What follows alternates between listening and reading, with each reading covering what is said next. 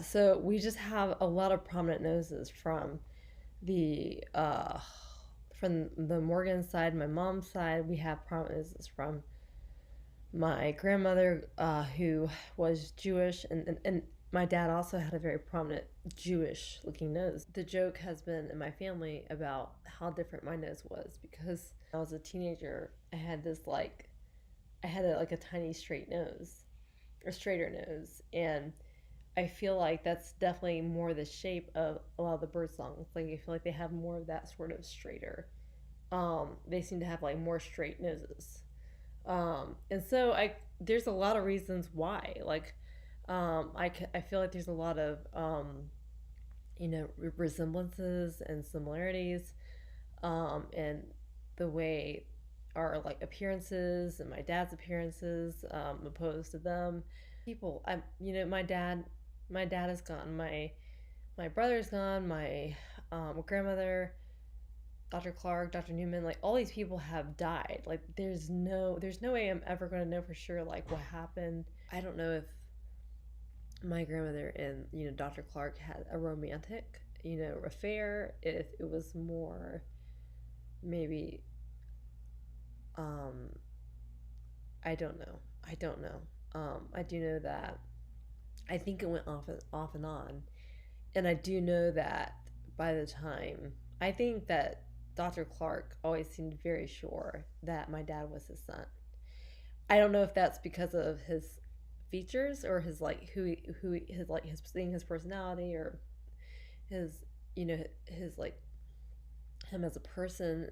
He just always seemed to, or maybe just knowing about the conception too. That maybe he kind of like just sort of knew that there was no the time where my dad was conceived, or the fact that you know my grandmother and my and her husband couldn't weren't conceiving or carrying children at that point. So that he seemed to be very sure that my dad was his son, but I it was never nothing was ever said to my dad until um right after Dr. Dr. Newman committed suicide, and at this point he I don't know, like he could have found, at this point there was a lots of reasons for him to be depressed. Maybe he confronted, maybe he suspected. I don't know if he ever like wondered or knew or had conversations with Dr. Clark, because they were friends, and that's what is so weird, because their families were friends, and the Newmans, traveled with the Clarks. They would go to St. Simon's. They were always at Christmas parties together. Like all the pictures that I remember seeing pictures of them. They spent all this time together, and that's kind of weird. I don't know if Dr. Newman like eventually kind of wondered or just suspected, or maybe he confronted Dr. Clark about the fact that my dad Jim could have been his son, or was a son, or wasn't. So it's a big mystery. But I do know there's a lot of drama. I do know that Dr. Newman wasn't a safe guy. I know that he was dangerous. I know that there was a lot of mental issues that he struggled with like his entire life. Like his entire life, like there was times where he would threaten to, kill my grandmother and my dad, when he was mad, like, or angry, like with his gun. So like there's all kinds of things that, he could be a little scary. He wasn't really the safest, husband and dad. So, um, you know, I don't, but I don't have answers. I think I have more questions right now. And I kind of feel like that's a mystery, because I wanted to be sure and do, like, I just wanted to have research. I wanted to, more on the birdsong side of the tree. And I wanted to meet these people. And like, once we like had like a conversation in person with, this contact, and they were like how sweet they've been, like just to not knowing how I was connected, and just having so much grace, towards the story that I had to tell them. But um, it has opened up so much questions, and the more research I do, the more I'm convinced that I really feel like uh, that I really do believe that Dr. Clark, his name is Frank Burzon Clark, and I wish I had a picture of him. I don't have a picture, and that's frustrating because I feel like I don't. There's all these photos that I don't have my hands on right now. But I kind of feel a little helpless right now because I kind of feel like I want pictures. I want to see. I want to see a picture of Dr. Clark when he was little, and a picture of him when he was younger to kind of see if they resemble my dad. It's really hard to tell. It's hard to tell. I There's a lot more that I'm trying to figure out.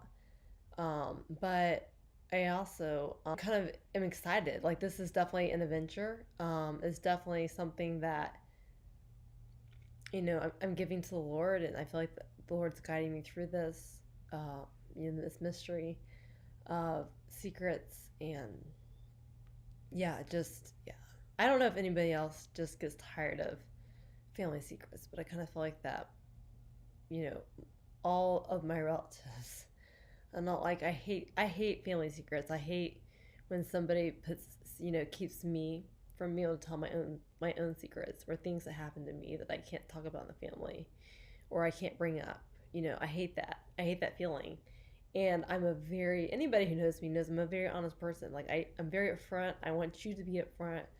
Let's talk things through. Like I don't have any secrets. I really don't. Like everything I tend to overshare.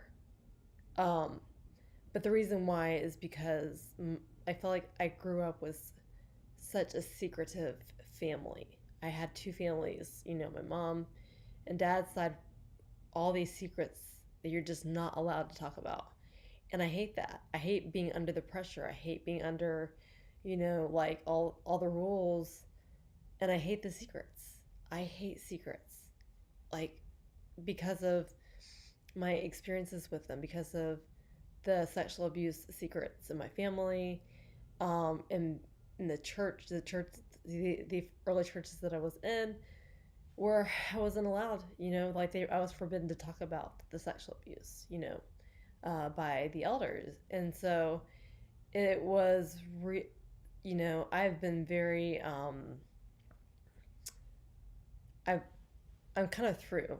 I'm kind of through with like all the secrets, and I I'm ready to, I feel like there's so many people in my family who are just a little in denial. I feel like they don't want to believe that this stuff can happen. They don't want to believe that I was abused. They don't want to believe, that I can be a mom or whatever. There's a lot of people in my family who are just in denial, and they want to believe their own truth, which isn't usually the right truth, and that's frustrating. But I feel like I'm the only person in my family who actually cares about seeking the truth. I want to find out. I want to find out, I really do. I want to find out what's going on. I want to find out, I want to find out, you know, I want answers, and that was the reason why I took the ancestry test. I also took a 23andMe test as well, and showed that I was, related. My sister is also related to this contact as well. All the research that I do, it convinces me that, um, that there's truth in what I'm trying to figure out.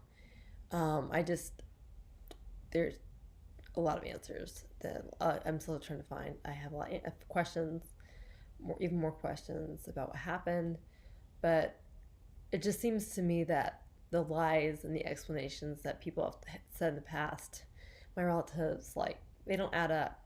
It doesn't add up. And, I can feel like every time someone throws another truth at me for, well, here's the reason why, like, you know, this is what your grandmother said, and this is what, these are her reasons, and, you know, um, but yeah, anyways. So that's where I'm at. I feel like I'm still figuring this out. I have a lot of things I'm trying to get down to the bottom of. I have a lot of things I'm still trying to do. So I um thank you for bearing with me. I'm wanting to kind of like give an update on like what happened with this for a while. But I also just wanted to feel like I wanted to feel safe enough in talking about it, and knowing that I have done a lot of research and the reasons why I believe this, even if a lot of my family will not. So, anyways, all right, well, I'll see you guys later.